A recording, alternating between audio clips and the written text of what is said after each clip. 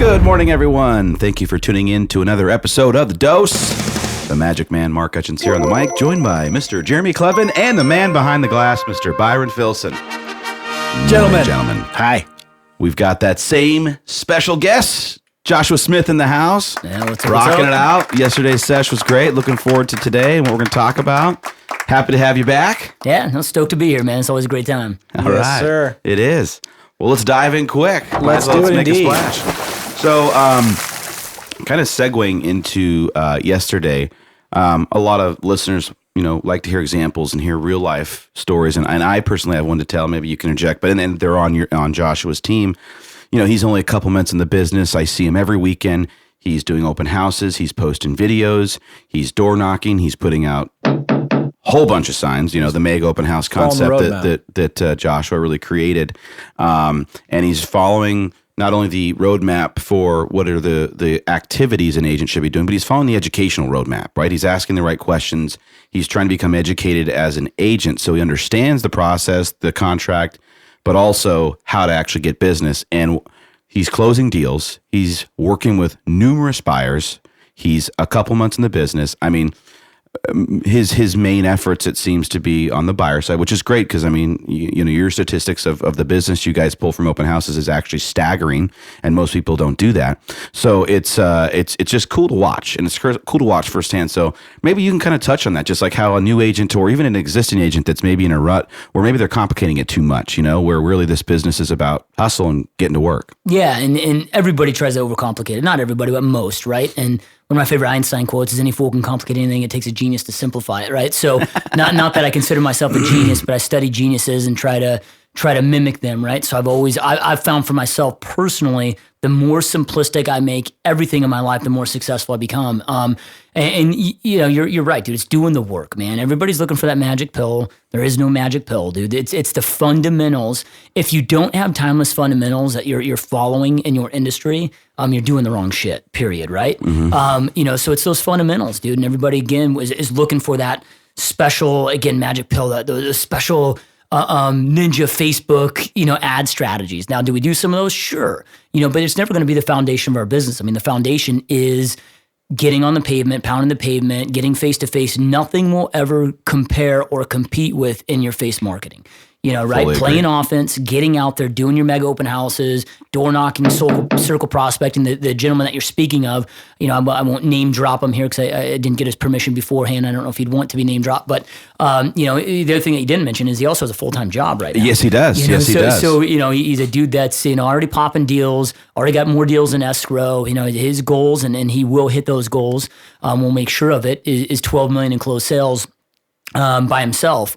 In 2016, but every single weekend, dude, out there doing his megas, right? One thing he's really done a great job at, which is something that we train so heavily in our team and in my coaching sessions, is appointments.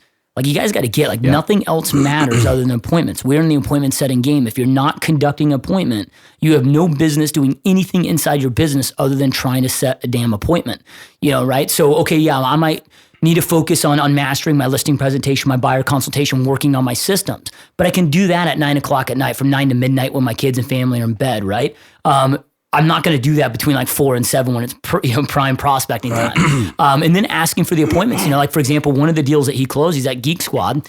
I bust by at Geek Squad and they're fixing his computer. He's got his name badge on. He just asks. He's like, hey man, I'm a client of this person. They're fixing my computer anyways. I'm here anyways.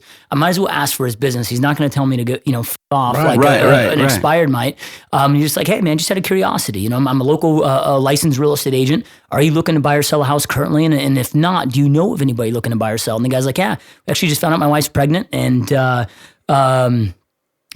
need to upsize. We need a bigger house. So boom, went out there, put him under contract, dude. So just doing things that you're already doing, and then it comes down to agents being like, well, I'm not comfortable asking for people's business like that. I'm not comfortable doing that. Okay, cool. I'm not going to judge you on it, but just understand that if you are chasing your comfort zone, if you're acting emotionally and chasing your comfort zone, you 100% will live a life of mediocrity, and you are going to be a statistic that's out of this business in probably 3 years. It's just going to happen. If you don't learn to get uncomfortable, you're never going to achieve success. You're never going to achieve greatness.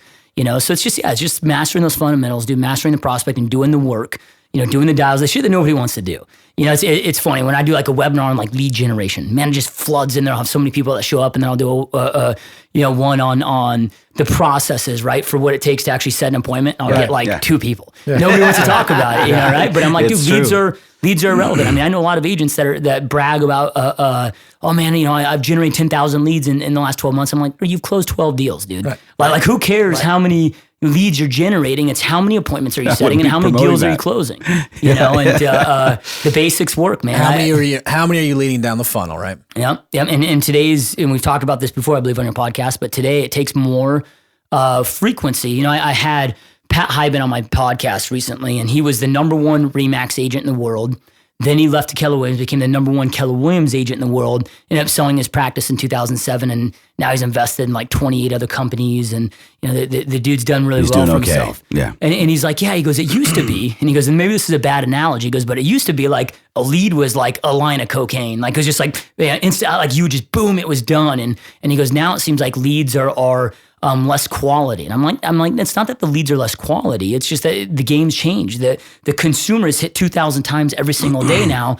And back in the 90s when he was in his heyday, it was different, right? People didn't have up those walls. Nope. We don't have the mental capacity to be able to handle being sold 2,000 times a day. So we have to take more frequency than ever before. So you just got to become a student of the game, know the game. So I know it's going to be 15 reach outs on any lead that I get. I've got to contact him 15 times before communication on average is even going back and forth. Once communication happens, like a lead only exists in my database for me to set an appointment. That's it. So when people are like, oh man, you follow up so much, aren't you worried about them getting out of your system or wanting to opt out? I'm like, no, dude, some are going to opt out, but the ones that don't, I'm going to close on those on a very high ratio, right? So once communication happens, I know I'm going to have to ask 5 times. I'm going to get rejected 5 times for an appointment before I get an appointment. Then we got to understand what our consumer wants today.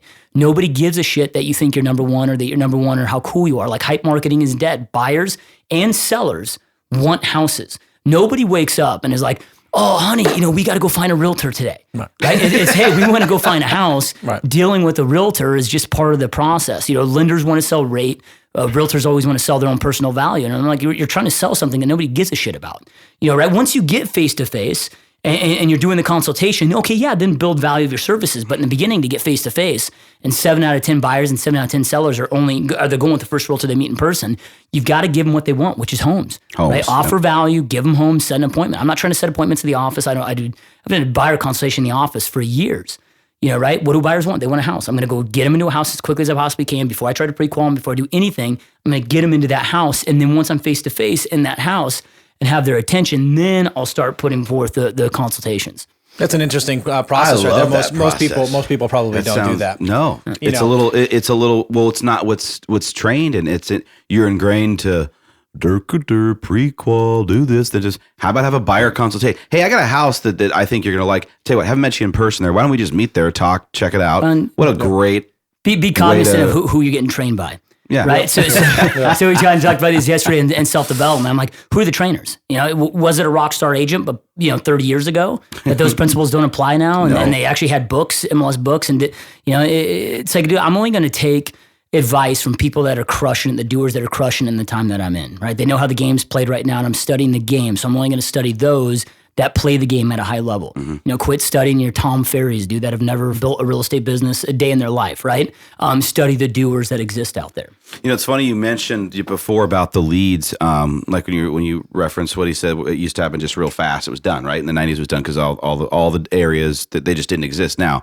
But so the nurture period, I mean, you've got on these online leads, you could have a 6 to 12 month nurture period. I can give a perfect example of one of our agents where they got a lead online, right? And it didn't take, it was 6 or 7 months before they started going, because they had some stuff going on, right? They weren't just quite ready yet, this and that. But the bottom line is he followed up that long period of time, still got the deal. So you said you got all these leads in your pipeline, or someone mentioned to you got these leads in their pipeline. They're not doing anything. You've contacted them 15, 20 times. What the hell are they still doing there? Well, that's the purpose is then everything now is so different. That nurture period has got to be a long time. You've got to be in front of them consistently, like you said, until that appointment is freaking set. And who cares when they buy or sell? They're going to buy or sell at some point. You just got to choose, is it going to be me or is it going to be somebody else? So you've got to have the right systems, got to have the right process in place where it doesn't take me it doesn't take me any more time out of my day if they're in my system for 5 years. That part of it doesn't necessarily matter.